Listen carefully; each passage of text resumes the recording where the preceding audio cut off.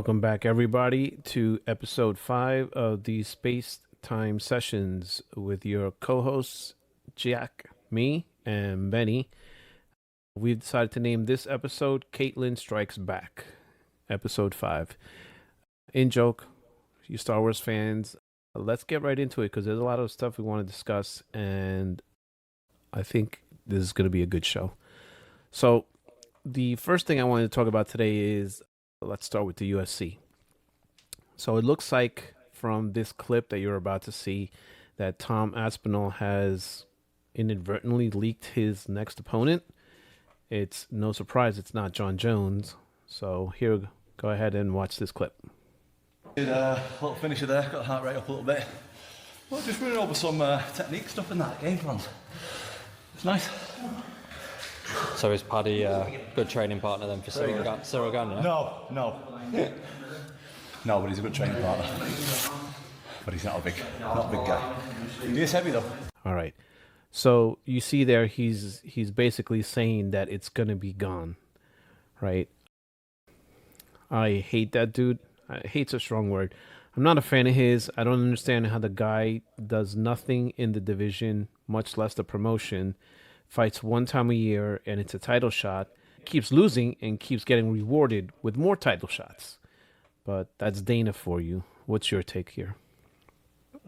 I mean, to be quite honest, it's the fight that's going to happen. It's one of those fights that it should and it shouldn't happen because the heavyweight division is such a mess that there's not a lot of contenders for a Tom 2 fight. I mean, apart from Gane and Almeida, you really don't have anybody. I think Almeida should have gotten the title shot and then do Gane versus Sergey Pavlovich. Like, there's ways to move about this without doing Aspinall versus Gane because we know that Aspinall is just going to be Gane probably worse than John did. I mean, I don't know that you can beat him much worse than what happened to him against John, because that was embarrassing as hell. If I was Gone, I'd retire or something. But yeah, I mean, I don't disagree with you. I think that is the fight that's going to be made, and it's the fight we have to, I guess, accept, right? Because he's not going to do Almeida, and it is what it is. So you read something to me earlier today that I think we definitely need to discuss in regards to John Jones. So if you want to go ahead and read that off real quick. Yeah, so I was going on Instagram. I read a quote because he was recently on the Full Send podcast, and the quote reads, "Right now I could really care less about fighting. When the itch comes back, and if it comes back, then I'll do it with my whole heart. I'm still a fighter, and it's in my blood." Okay, so just based off that quote, the last thing you are is a fighter, my man. And again, based off that quote, what do we need? What does Dana need? Not me, because I know I've had more than enough for a long time. What does Dana, or what else does Dana need to strip this guy? Yeah. The guy is telling you he doesn't want to fight, much less fight Tom. What do we need to see here, Dana? I mean, I did. Go ahead. Continue, go. He's painting Dana into a corner, which I'm sure Dana doesn't appreciate. He's painting Dana into a corner where he's going to have no freaking choice but to strip him. I mean, to be quite honest, yeah, like how you were saying, I don't know what more Dana needs to strip John. And then also on the Full Send, he was saying that why should he give a chance to an up-and-comer, or that people keep saying that there's names for him that could potentially lead to him losing. So, for example, I guess a lot of people were treating Rampage like he was going to beat him, or treating Lyoto like he was going to beat him, treating Rashad like he was going to beat him. So people are saying that he feels like it's the same story playing over and over again, where there's this up-and-comer, a guy who could actually beat him, and then he's saying, and if I beat Tom, people are just going to say that there's another dude that could potentially beat me. So yeah, that's called a fight game, John, right? You enter a division and then you fight the guys in that division, unless you're unless you're what the hell's his name? Why am I completely blanking on his name? Mm. You fight the guys in your division. Or Islam. I was right. I was thinking of him too. You know, you fight two guys in your division. One literally came off the couch the week before, and the other guy was a legit win, and he gave you holy hell in Dustin Yeah. Poirier, right? That was definitely going to go to a decision, and it was a decision you might have lost. But that's the fight game, John.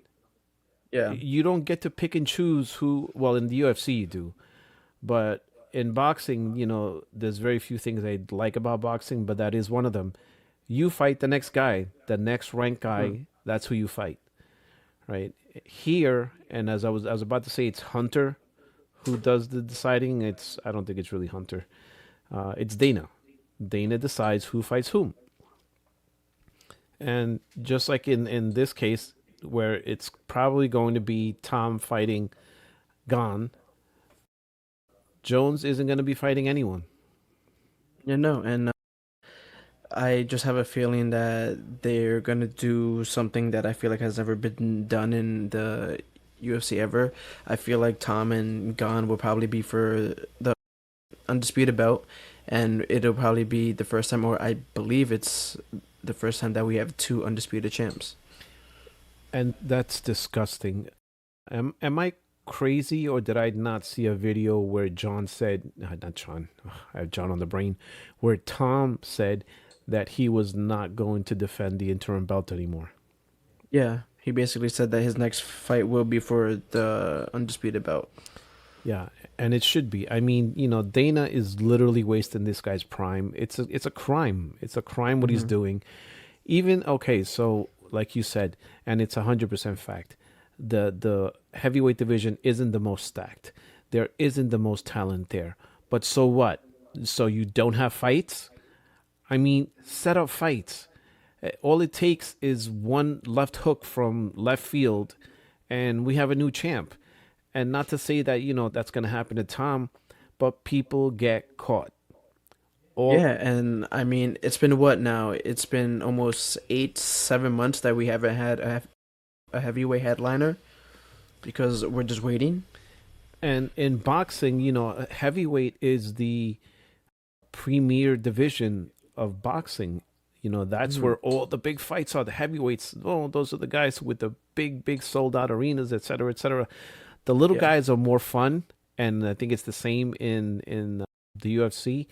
But the little guys have always been more fun, right? Because those guys go at it. It's like what do they call that? There's more technicality to their fights. Yeah, there's more action. They're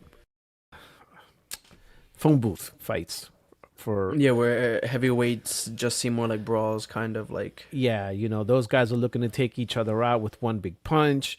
There isn't a whole lot of technicality to those fights, but you do Hmm. have some guys who can go that route. Fedor comes to mind, but dating myself there is a pride guy. My personal goat, but you know, there is not a whole lot of talent in the heavyweight division, but that doesn't mean we can't get fights. They may not be the greatest fight, but again, people get caught all the time. Just ask Mike Tyson.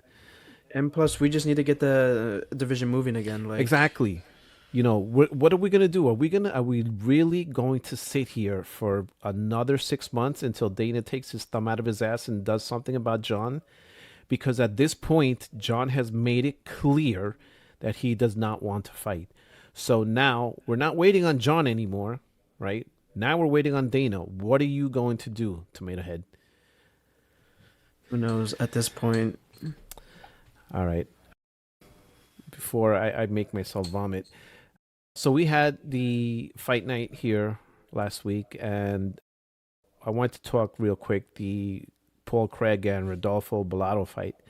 So watch these two clips real quick. I mean, you can tell from these clips that, Rodolfo gets hit with an up kick and he goes to the ref to basically tell him that it was illegal. And then, he starts coming in and out of consciousness. And when it first happened, me and you are sitting there and we're kind of shocked because, things like that can happen in this sport, and it's pretty scary to see those things. But then I find out the very next day that apparently he was like it was fake. He was faking it. Yeah, and exactly what you're saying. As we were watching it, I was like, "Wow, this is crazy!" To see someone fall out like that and then jerk back to consciousness. That was nuts. And I was saying, "Oh, that's scary," whatever. And because I have zero social media presence or whatever, I did not know about this until you told me. And then, all right, so I started looking around, and sure enough, you know, I watched it 2, 3, 4, 5 more times, and I was like, yeah, no, this dude was faking. He was Hmm. totally faking, which is pretty grimy, but He was just looking for a way to get a cheap win. It seemed. yeah, that's what a lot of the people are comments and things that I saw about that were that he saw an opportunity to get a quick, cheap win, and he took it. Yep. That's not cool, but it is what it is. Yeah. Uh, so, what did you think about the Rose fight? So that was the co-main for this past weekend. Watching it live, I believe we both thought that Rose lost Yeah, 100%. 29-28, and I know the judges had it 30-27, 29-28, and 29-28 in favor of Rose. So that's one of those fights that if I wanted to, and if I would have to rewatch, because I was under the impression that she lost, but I don't know. I mean, so what? She fought back in the rankings now, so now she has a shot of going up in competition. And I know she called out someone like Alexa Grasso, or maybe there's a fight with Macy, or maybe she gets a rematch with Aaron. There's like a lot of options for her now. Yeah, there is, and I think this may be a case of where she is going to fight better because it seems like she fights down to her competition at times. And I wanted to ask you, I just remembered now, and this is a running joke between you and I, but a lot of the times it turns out to be true. Sal D'Amato was not a judge on that fight, was he? He was, I think he was the one who gave Rose the 30-27, I think. Okay. I think so. It makes more sense now. He is the Dan Moore of fight judges. I don't understand how that guy has a job. You showed me a picture of the dude because I was curious to see what he looked like, and in my Yeah, head, I've never seen what he looked like ever. yeah, and in my head, I had the picture of some old white dude, which is Hmm. far from what he is. But yeah, no, that guy shouldn't be judging maybe pie eating contests or something, but definitely not MMA fights. Yeah. He's the absolute worst. What about Usman? What'd you think of that? So I gotta be honest with you, Usman. I'm pretty sure. So not only did he shock me, but I'm pretty sure he shocked a lot of people who were watching, because he took that time, almost 2 years off, and he just walked down Buckley through 4 rounds. He lost the last one, but it was still like a dominant performance. And he showed, as me and you like to say, like there's levels to this, and he did show that against Joaquin. Yeah, so I had picked Buckley to win this fight. 100 picked Buckley to win this fight. I thought there So was, did I. Yeah, a lot of people did. yeah, I thought there was too much time for Usman to be coming off with the ring rust setting in. Buckley was fighting well. He'd beaten some really good opponents. He was in a groove. I was like, okay, it's not going to be a cakewalk because after all, Usman is Usman. But I see Buckley winning this, and boy, were we wrong. Yeah, 100%. You know, the guy looked like prime Usman, right? He did. And then I think you told me he had a fight plan already in place after this fight for how he sees things going. Yeah, so he was basically saying that he wants the winner of JDM and Islam, and then he was kind of matchmaking the rest of the welterweight class. I mean, I wouldn't 100% be mad if he got the winner, but I don't think he deserves it because he is 1-3 in his last four. So I think he needs like another win or even two to even be considered for like a title shot. Yeah, I don't disagree with that at all. He needs another really good win or performance like he had Saturday night for him to be in the mix again. And based off that performance, he certainly deserves to be in the mix, but you kind of need to get something else under your belt, pal, because you've been away for a while. And like you said, he's 1-3 in his last fight. So out of his last 4 fights, he's only won one. Mhm. So, maybe get a little more work under that belt. But I think he's put himself squarely back in the conversation for a title here. So, He has, and I wouldn't mind seeing him versus Islam. I think that would be a great fight. yeah, I would love to see that. I would love to see that. I think and based off the performance against Buckley, I think he's full of it when he says he has knee problems. Unless he's, I don't know, injecting lidocaine shots directly into his knees before the match, I don't think he has knee problems. I think this is a bunch of nonsense. Mm. All right, so I wanted you guys to take a look at this graphic real quick. These are the odds of the Kayla Amanda fight as of yesterday. So if you take a look real quick here,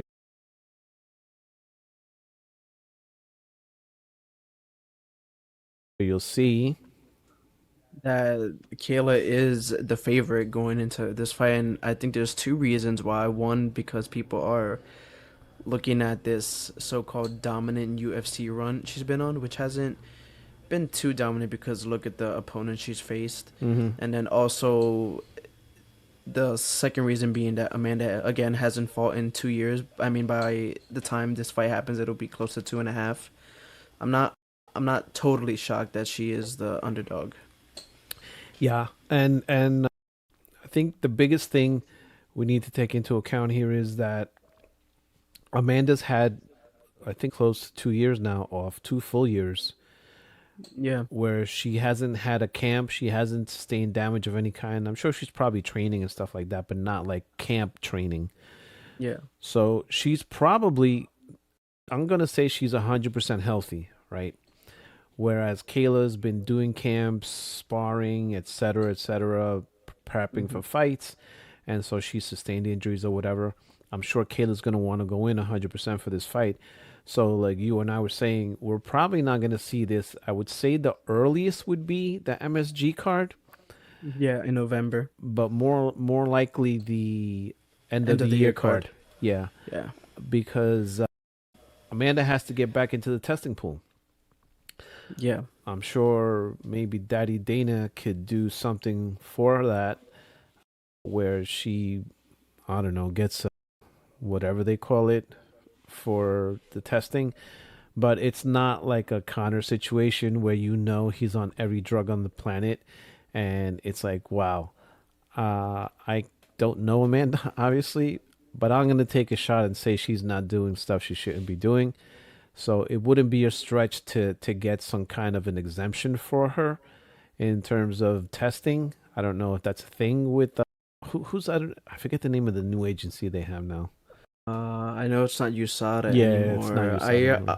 I honestly don't know what the new agency is. Yeah, I forget their name. I've only heard them mentioned once or twice, and very much in passing. So I want to go back to the Dana thing real quick. Go ahead and put up this clip of what Dana said in regards to John.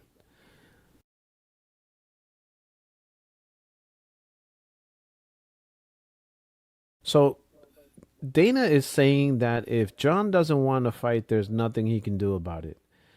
Except there is, because you're the president. Yeah, right. So, like I said before, John is painting Dana into a corner where he's going to have no choice. Even Dana's going to hate to do this, but John is painting him into a corner where he's going to have no freaking choice but to strip him. And John's going to be okay with that because I already know that clown. He's going to be like, at least I never lost a title in the ring. You guys strip me. Okay, that's fine, bro. But you can't be a fighter in the UFC if you don't fight. Exactly. And to be honest, the earliest we'll probably see Tom is like October or September because they already have the summer book, so who knows. And he even said that he spoke to John and that John agreed to fight Tom. And if that were the case, why hasn't that fight been announced yet? Yeah, and because Tom even said, I've agreed to fight John, I'm waiting for John. So what more do you need? Tom is ready, he said yes, apparently John has said yes, so why have we not announced this? yeah, and then I saw something where Dana has said that he had no idea John was talking this crazy shit. Yeah, you do. You were just hoping you wouldn't have to address it, but now you do. So, with Dana admitting that John had agreed to fight Tom, he's putting Dana in a very bad spot, and Dana's not going to want to be put into a bad spot. He would rather dump John as much as he's been glazing him for the last 2 years than continue to look bad the way John is making him look. It's just the way it is. Yep, 100%. Yeah. Let's switch gears now to the Steelers. So I know we discussed this before, but I wanted to get your take on this, a little graphic that we're going to put up here real quick. So go ahead and put that up.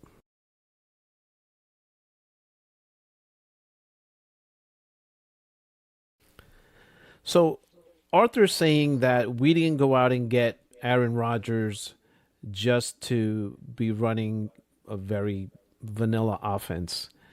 Well, I guess that remains to be seen, right? Now, we've said this before. Aaron's going to have a very good line in front of him. I think it may even be a top 15 line, maybe even better than that. Everyone's going to be healthy. Broderick's going to be back at his natural position. Tanu is coming back from injury. Zach Frazier, who was one of the best centers this past week, Isaac Samalu, and then whoever our right guard is. Yeah, we've lucked into centers. We haven't really missed a beat since Pouncey retired, but that's luck more than anything else. And with that line that he's going to have in front of him, Aaron's not going to be asked to do a whole lot, right? Not that he can't. He's definitely not elite Rodgers anymore. He's not that guy. But the football IQ is still there, 100%. He doesn't have the elite arm he used to have. You don't need him to have an elite arm. If he can take a shot down the field here and there, that's going to be plenty. He has a quick enough release and can read a defense quickly enough where he'll be able to still do the things that he did to a lesser extent than he's done them in the past, but he can still do them, right? I don't appreciate the way that opera played out, but I have to say there is a degree of excitement that I have in watching him with this offense. Yeah, I agree on that because I think ever since Ben retired, we haven't had like a veteran presence to lead the offense since. We had Kenny Pickett, Mason Rudolph, Mitch Trubisky, Russ, and Justin Fields. Granted, Russ is a vet, but his skill kind of downplayed the vet presence that he brought, and I don't think the same thing will happen with Aaron Rodgers. I think he'll more or less keep everybody in check and basically says, hey, if we want to be a great team or a successful team, we got to run it this way. Yeah, and he does command that kind of respect. I don't anticipate there being the issues that supposedly there were between Russell and Arthur in terms of calling out of plays or checking out of plays, which was apparently a big deal last year.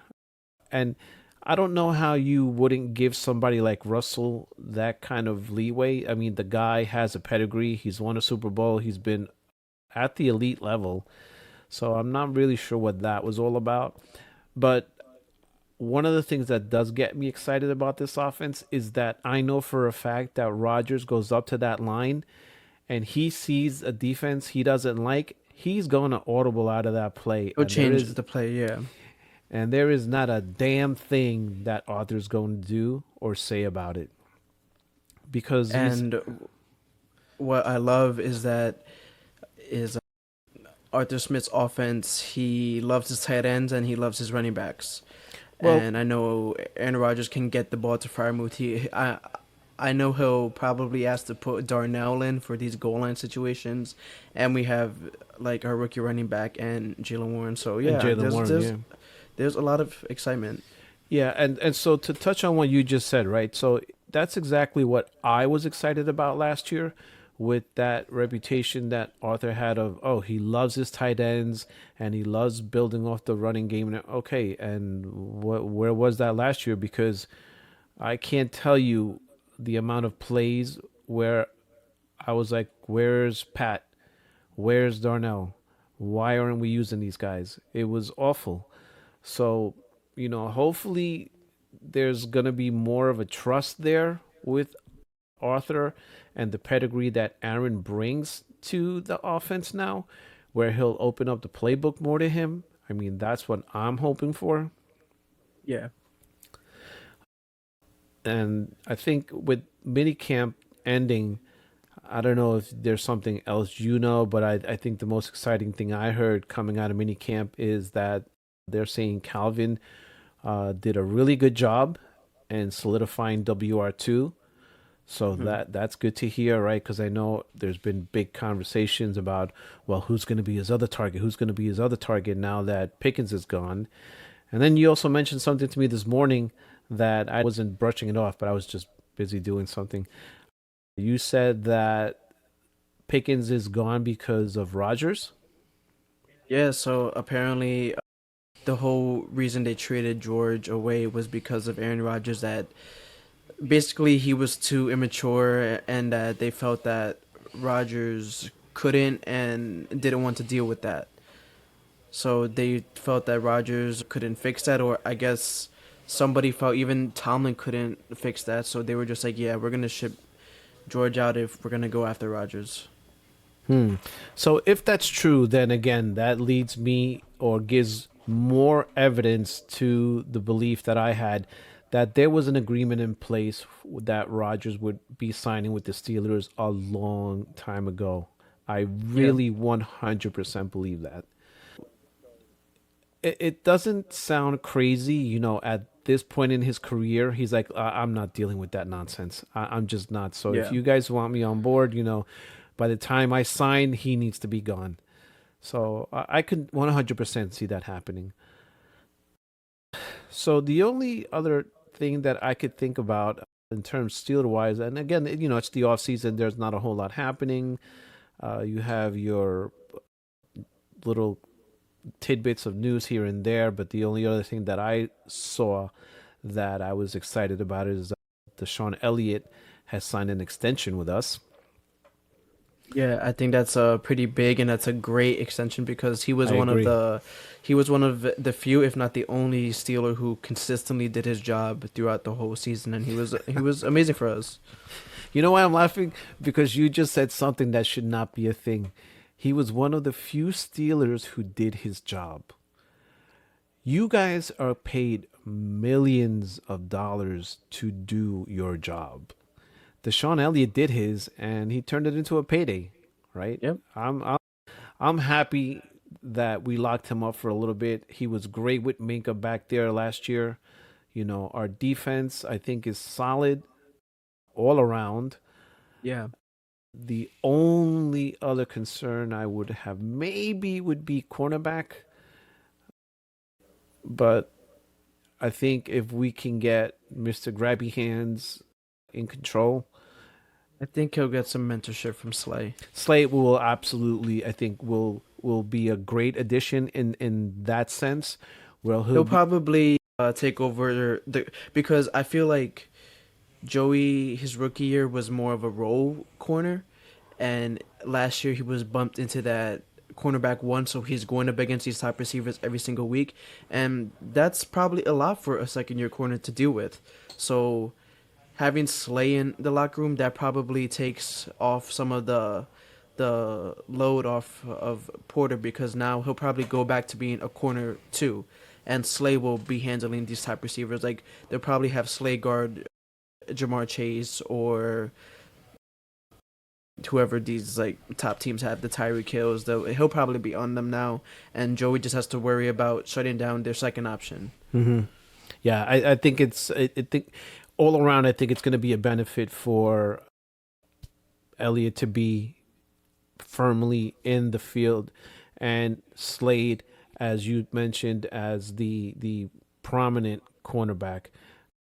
Joey, it takes a load off Joey. Joey can concentrate on his form and stuff, not committing the errors he's been committing over the last 2 years, and he's going to have Slade's mentorship there.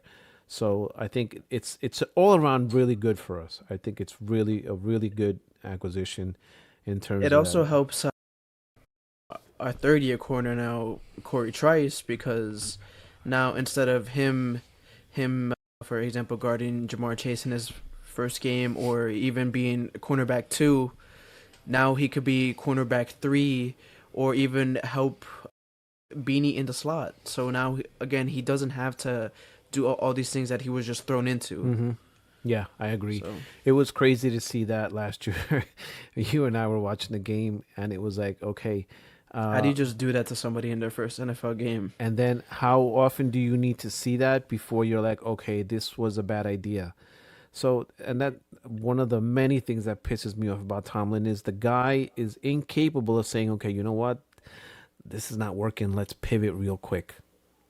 Yeah, I mean, just talking about this topic for like a little bit, just what a way, or I'm surprised it wasn't broken after that. How do you do that to who was, I mean, I know he was in his second year, but he missed his rookie year. How do you do that to a guy making his first start, and you put him against who is probably the best wide receiver in the league?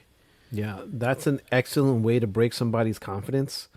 Mm-hmm. Like, and I know they're, like I just finished saying, they're paid to be professionals and they're paid handsomely at that. But still, like you said, the guy didn't really have a rookie season, right? He missed his rookie season. So for all intents and purposes, last year was his rookie season. And in his first start, you put him against Jamar Chase. Not even with help. Yeah, You with no help too. you put him one-on-one. In what multiverse scenario does that make any sense? Yeah, I don't know, but That was crazy. yeah, I think our defense will look a lot better, and there's gonna be some changes now. So we'll Yeah. see. Yeah. Excited about the defense too. All right, so now let's switch gears again.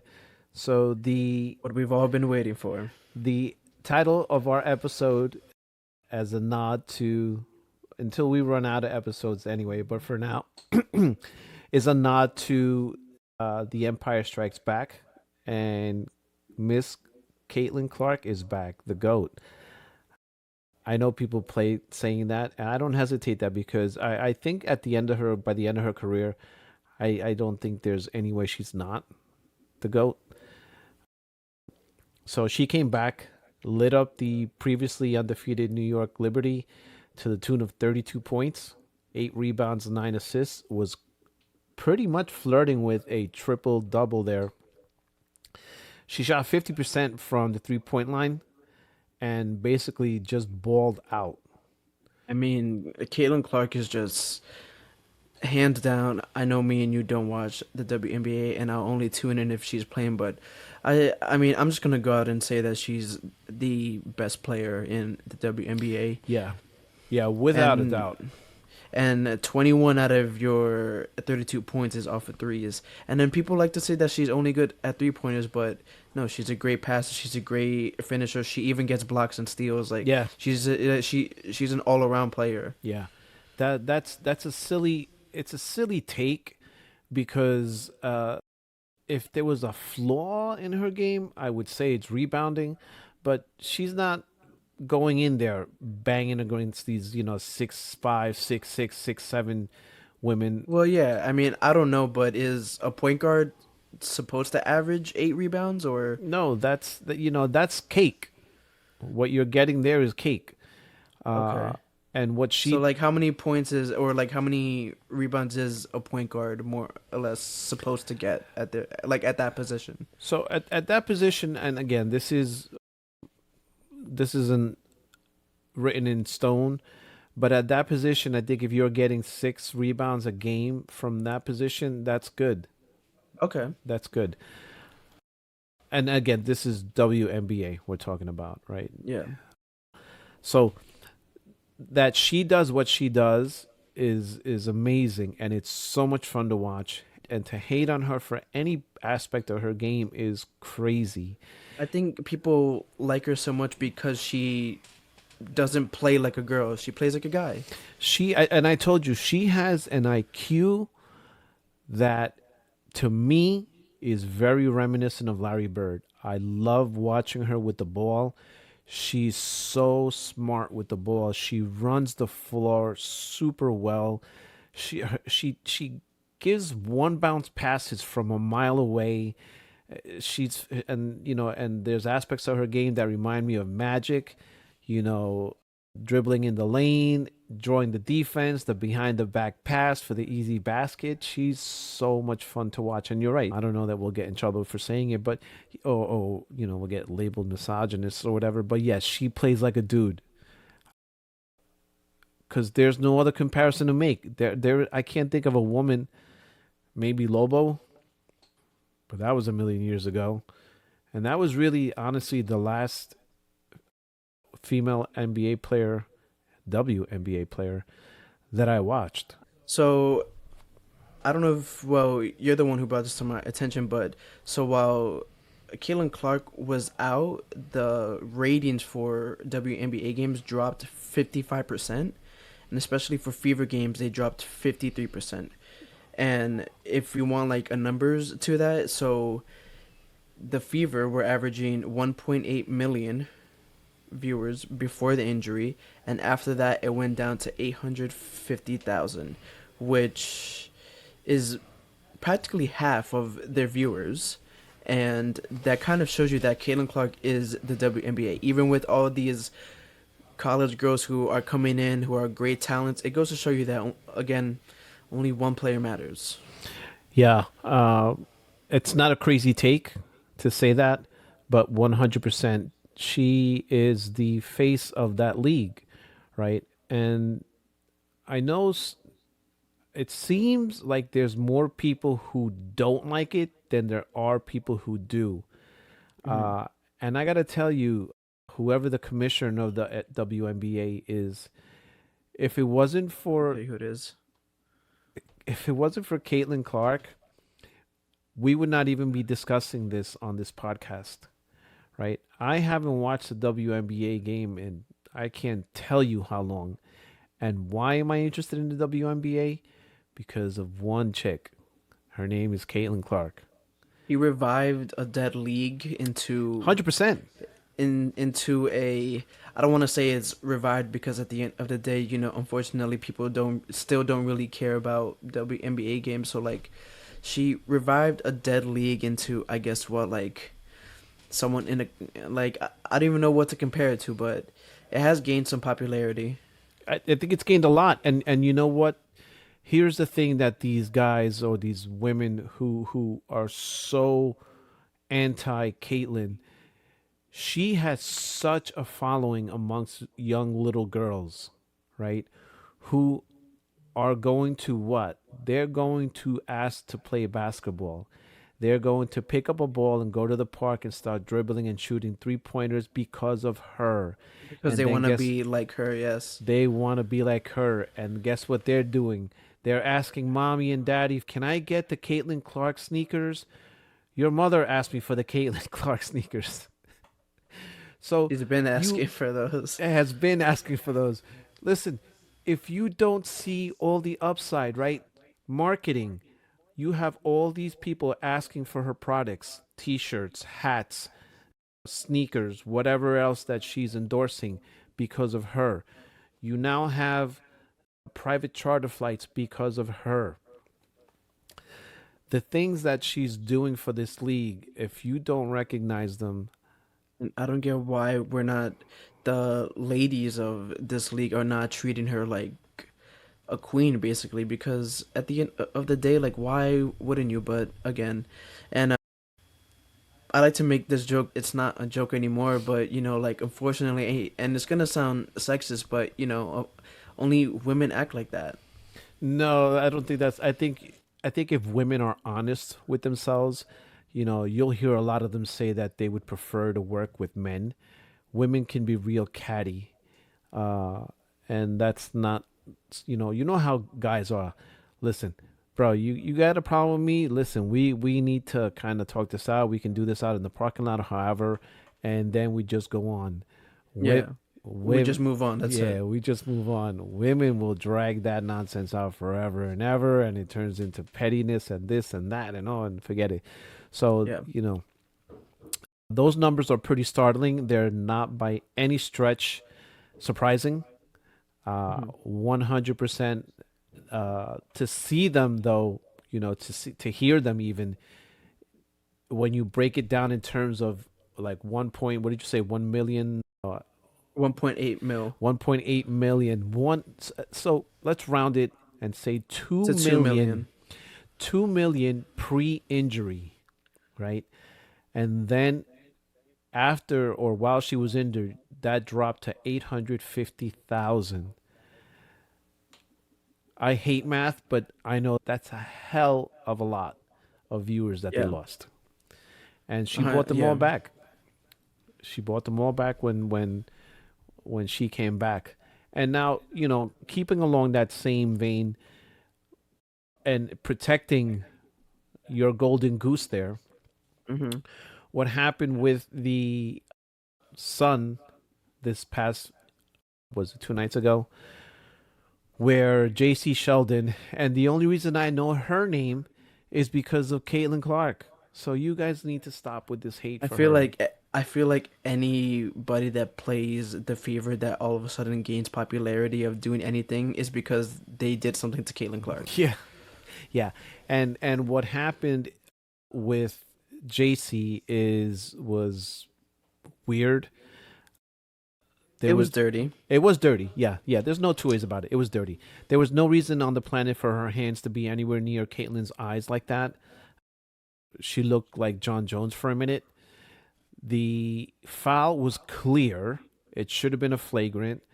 Uh, and then the other chick, I don't know her name, came and pushed Caitlyn down. Caitlyn hit the ground. And then she went like that, like, oh no, what Yeah, have I just done? exactly. She realized, it was like, what's that meme? It was at this moment she Yeah. realized she messed up. Uh-huh. So yeah, 100%. And then I thought that was going to be an ejection. And then just a little sidebar. This is relates to the conversation you and I had the other day with these punishments that aren't punishments, right? Yeah. It's clear that they don't want to hurt whoever their stars or whatever, because if they did, their punishments would have teeth, would have actual consequences.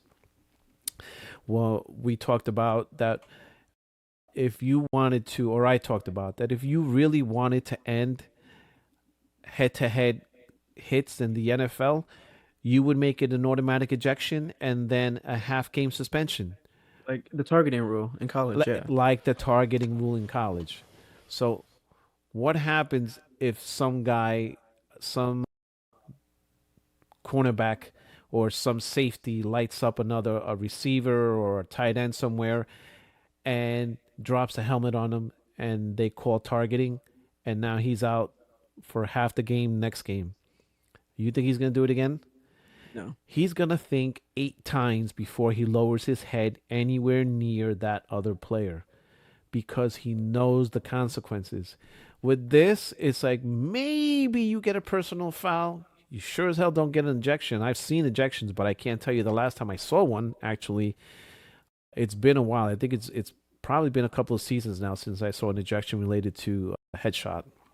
Hmm. But anyway, sorry about getting off there on that tangent, but it was just to show or to kind of make the point that she's going to continue to be a target for these haters if Yeah, you always. if you don't protect her. Yeah. Now, by that same by me saying that, I have to say that what's her face? I had it written down here somewhere. I guess Her teammate. Yeah, her Is that teammate, yeah, her teammate Sophie Cunningham. Sophie Cunningham. That chick and is a and she's a hero. She's a hero, that chick.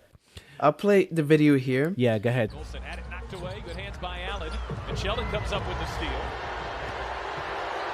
Sheldon going coast to coast. And here's we got another break is here as J.C. Sheldon goes right after Sophie Cunningham. It was a hard foul, no question. That's a flagrant foul. It's a hard foul. You could say it's a play on the ball, but You can see that there's about less than a minute left in the game, and a player is going up for a layup, and Sophie Cunningham straight up tackles her, and it leads to this all-out brawl. What do you think about that? When I saw this, and we were discussing it, I told you it reminds me of when Judge gets hit, right? And I'm pitching. You best believe that I'm going to hit somebody on the other team. Yeah, it's retaliation. Yeah, It's there's no way to sugarcoat it. It's retaliation, and you best believe I'm doing it. So kudos to Miss Sophie for doing that. She's a gangster. Not only was that a hard foul, it was just more like a drag down. she tackled that chick. Yeah, That looked like a WWE The Rock like, move. Yeah, right, like a takedown move. That looked like The Rock taking out I don't know who, but I was like, "You go, girl!" And then the reason I'm not celebrating the fact that she could have potentially hurt Sheldon or whatever, even though she deserves it. What I'm celebrating is the fact that Sophie was like, "No," Taking it from my teammate. sending a clear message to the rest of the league. You guys mess with Caitlyn, there's going to be consequences. Someone else is going to get taken to the ground. Someone might end up on the wrong side of an elbow. You know, these are So now- possibilities. Yeah, so now what I feel like is going to happen now, because I felt like for this year and year and a quarter that we're into of this year, that it's been Caitlin Clark versus the whole WNBA. Now it's the Indiana Fever versus the WNBA now. Yeah, that is a fantastic way of saying it. I think that game and Sophie's act solidifies that. So now I think Caitlyn knows I have a team behind me. I have someone who has my back. And more importantly, I think the league knows that now. Right? So it's now at some point now, whoever the commissioner of this league is needs to step in and be like, listen, we're going to start flagrant foul people, ejecting people, fining people, and then it stops. Yeah. Right? All right. Now let's go to my other favorite WNBA player, Baby Giraffe. And I love calling her that. Baby Giraffe has filed a patent on the Me Bounds meme. Go ahead and put up that graphic real quick. I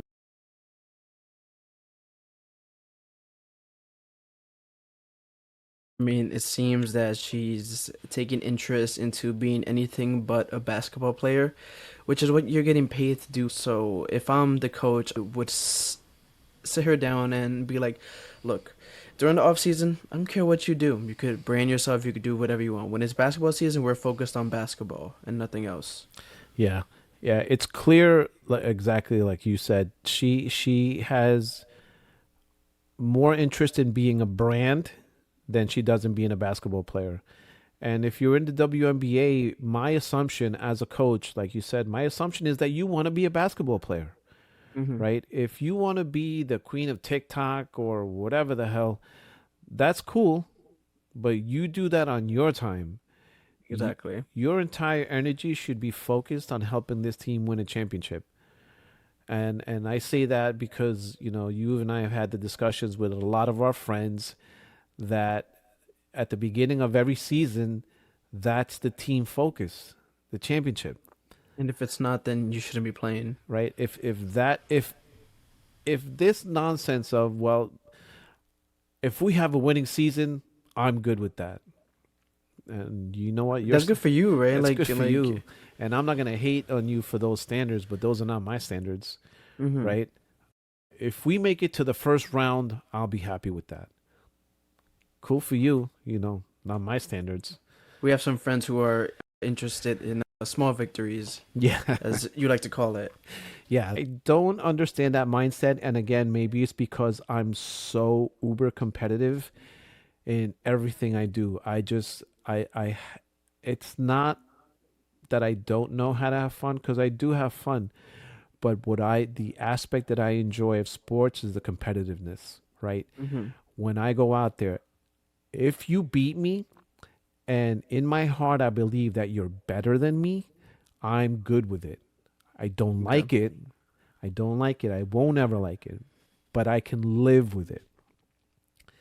If you beat me, or more importantly, I beat myself, then that's a big problem, right? I can't deal with that. I'm really bad with that. And I don't apologize for it. I'm just an uber competitive. So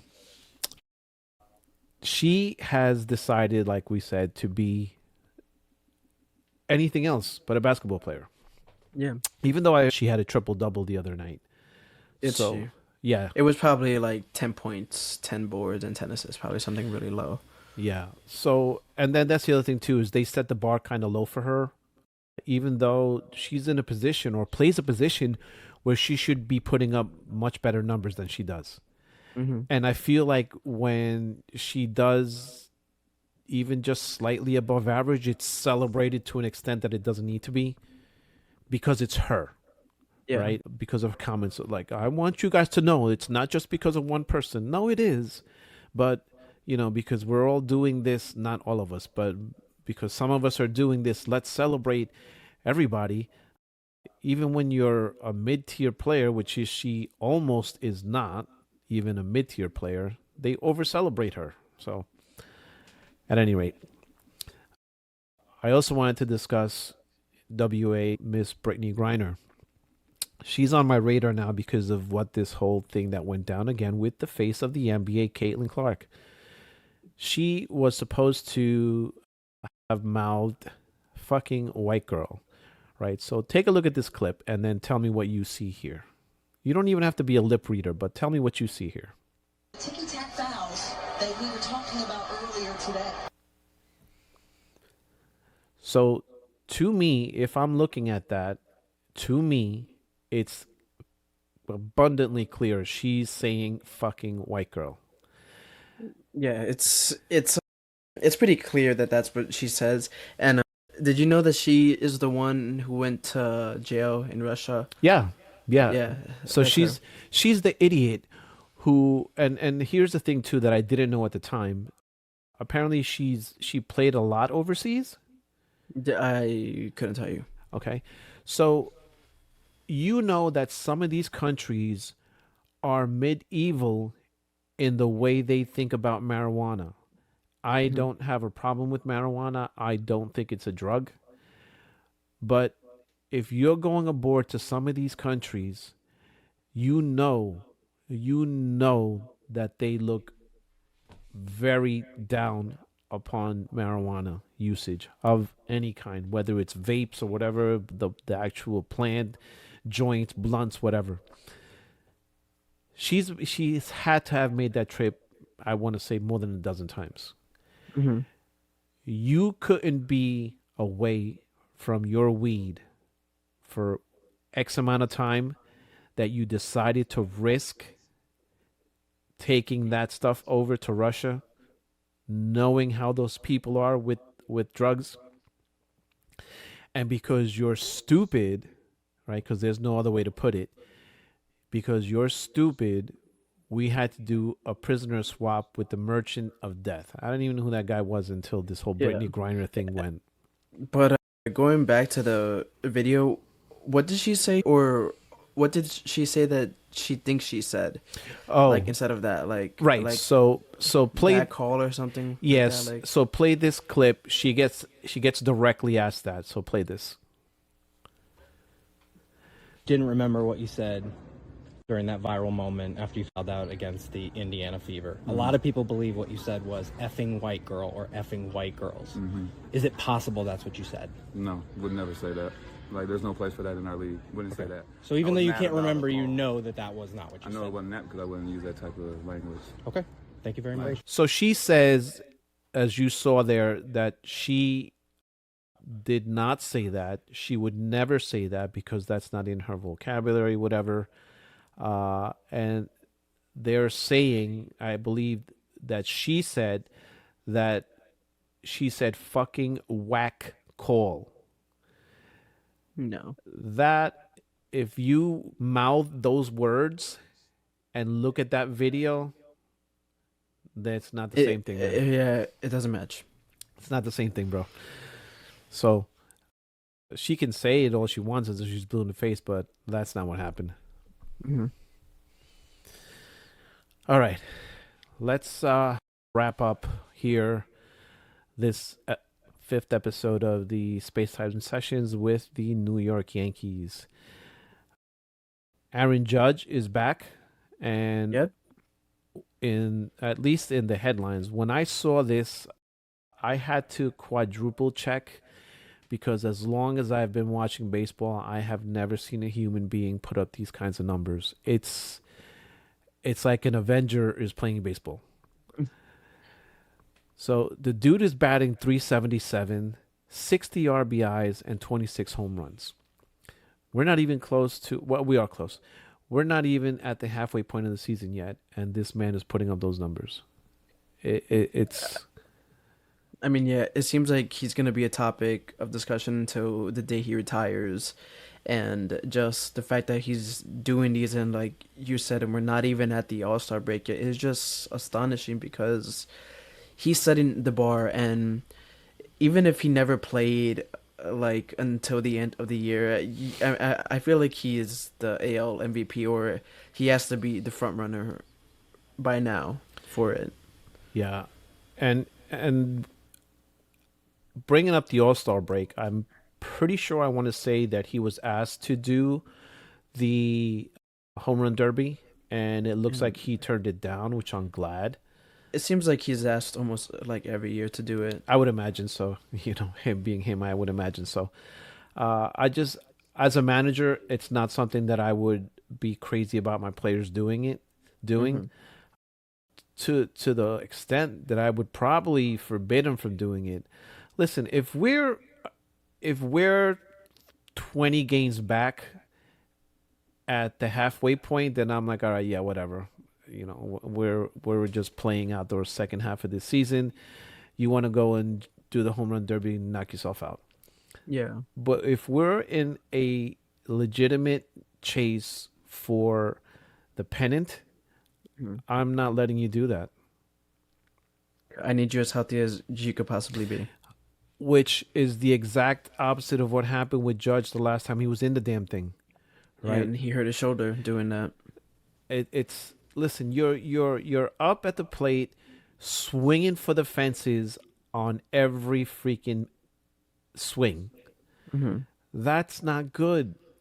It's not good, and I get it. Fans love it, and it's part of the celebrations for the All-Star weekend and everything. I don't know, maybe you need to find something else or find someone else, because I'm not putting my best player out there to potentially hurt himself and absolutely tank our chances of winning a pennant. Yeah, which makes sense, 100%. We did see, so now moving back, the Yankees just got back Stanton on Monday, I believe, and he's been doing pretty good since he's gone back. But here's a little note. He has not played a full season since 2018, which was the year we signed him.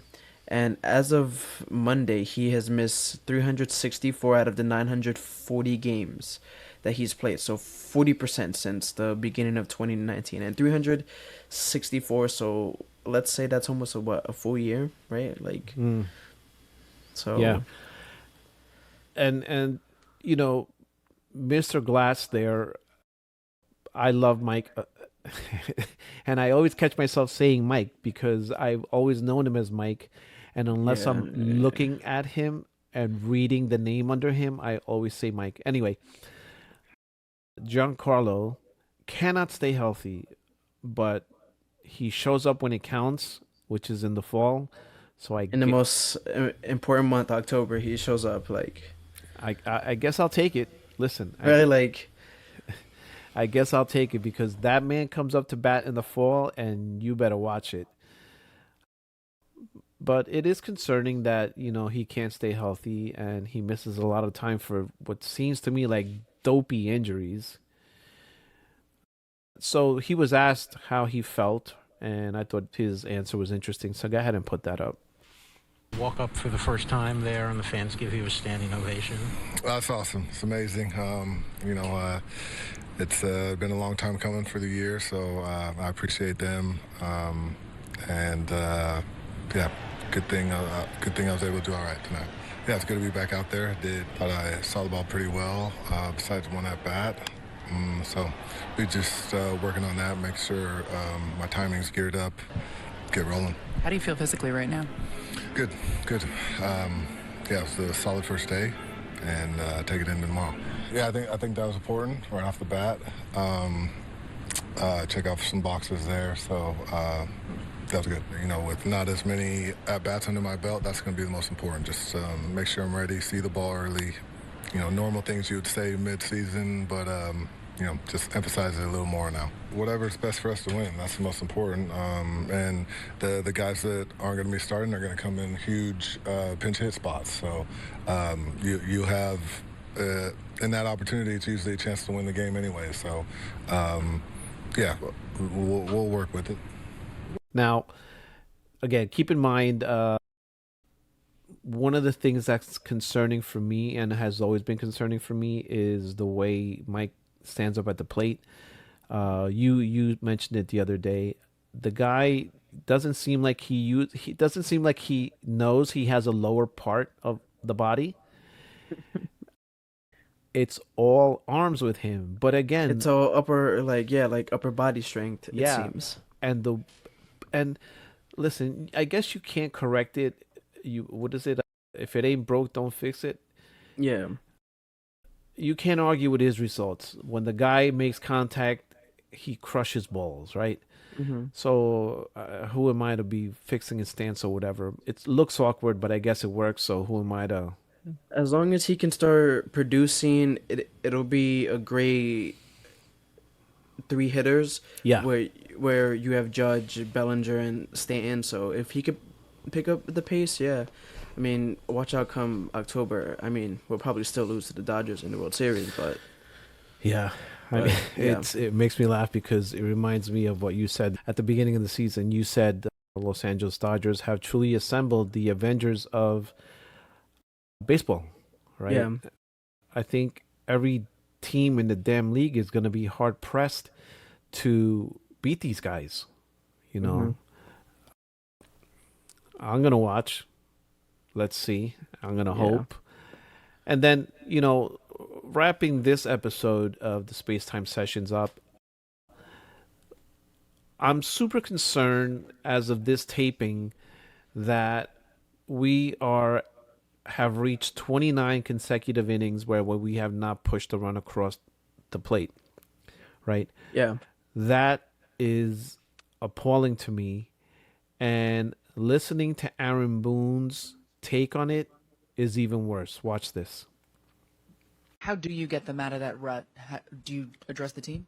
Just focus on what we do and our process, and these guys are excellent at turning the page.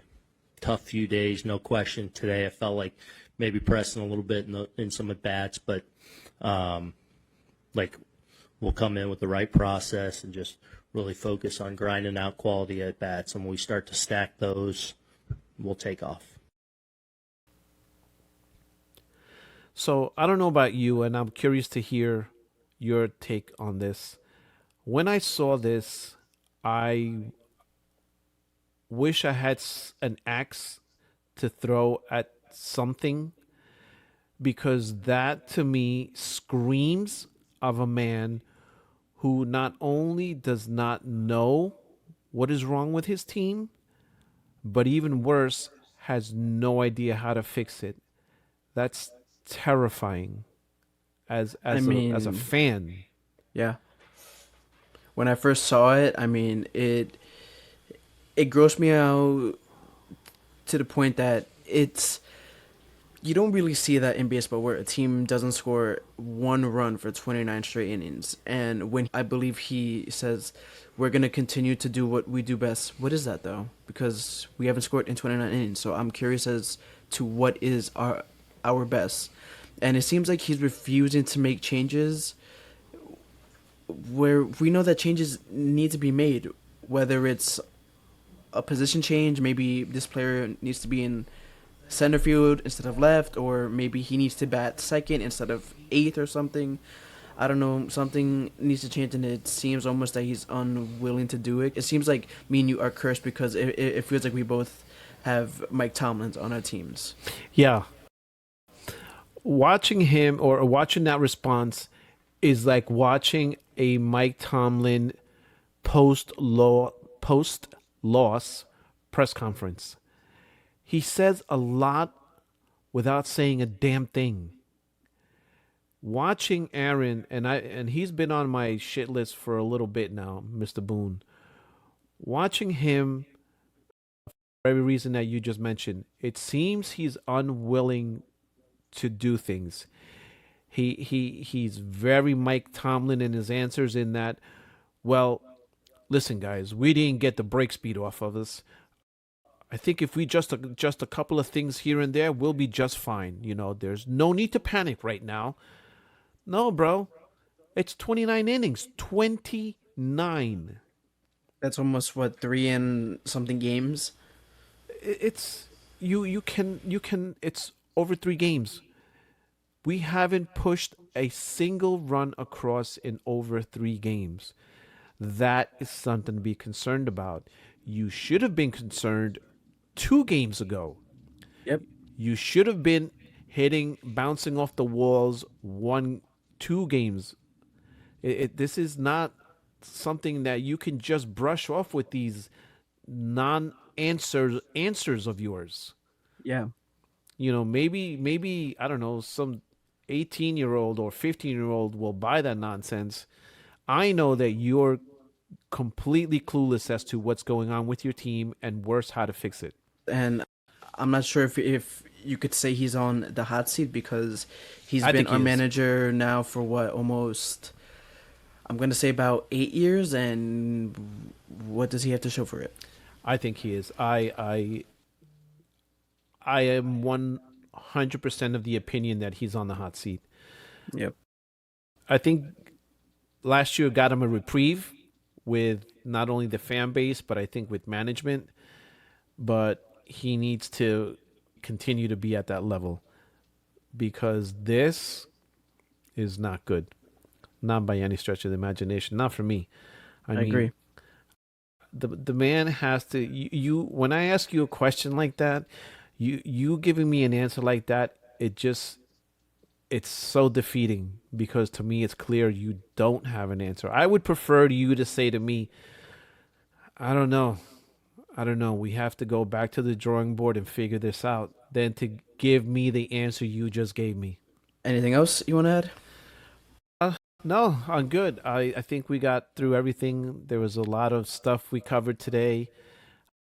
I will say that I would like to see you guys light up those comments, please. Anything that you guys have that you want to hear us talk about, or if you want to criticize our takes on anything, please. Let's engage in this active discussions. Love to do that. But Make sure to like, comment, and subscribe and turn on post notifications for when we do post. And make sure to follow us on all of our social media handles at the Spacetime Sessions. All right. See you guys on the next one. See you.